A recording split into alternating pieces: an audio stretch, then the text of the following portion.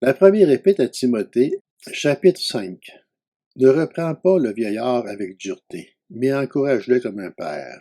Encourage les jeunes gens comme tes frères, les femmes âgées comme des mères, celles qui sont jeunes comme des sœurs, en toute pureté. Honore les veuves qui sont vraiment veuves. Si une veuve a des enfants ou des petits-enfants, qu'elles apprennent à exercer la piété d'abord envers leur propre famille et à rendre à leurs parents ce qu'ils ont reçu d'eux, car cela est agréable à Dieu. La vraie veuve, celle qui est restée toute seule, a mis son espérance en Dieu et persévère nuit et jour dans les supplications et les prières. Par contre, celle qui vit dans le plaisir est morte, bien que vivante. Donne-leur ses instructions afin qu'elles soient irréprochables. Si quelqu'un ne prend pas soin des siens, et en particulier des membres de sa famille proche, il a renié la foi, il est pire qu'un non-croyant. Pour être inscrit sur la liste, une veuve ne doit pas avoir moins de 60 ans. Il faut qu'elle ait été fidèle à son mari et qu'elle soit connue pour de belles œuvres, qu'elle ait élevé ses enfants, exercé l'hospitalité, lavé les pieds des saints, porté secours aux opprimés, cherché à faire le bien en toute occasion. Par contre, écarte de la liste les jeunes veuves, car lorsque leur désir les dresse contre Christ, elles veulent se remarier et se rendent ainsi coupables d'avoir rompu leur engagement initial.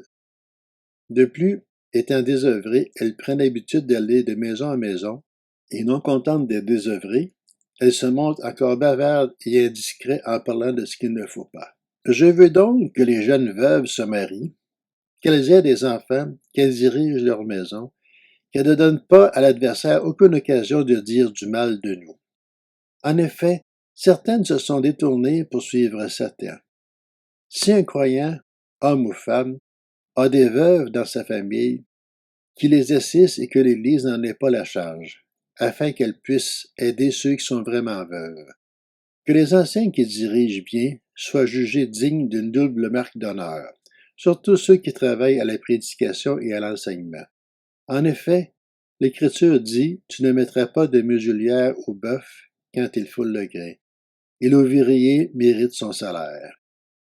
N'accepte pas d'accusation contre un ancien, si ce n'est sur la déposition de 2 ou 3 témoins. Ceux qui pêchent, reprends-les devant tous, afin que les autres aussi éprouvent de la crainte. Je t'en supplie devant Dieu, devant le Seigneur Jésus-Christ et devant les anges élus. Suis ses instructions sans préjugés et ne fais rien par favoritisme. Ne pose les mains sur personne avec précipitation et ne t'associe pas au péché d'autrui. Toi-même, garde-toi pur.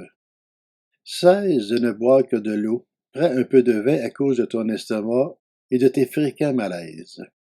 Les péchés de certains hommes sont évidents avant même qu'on les juge.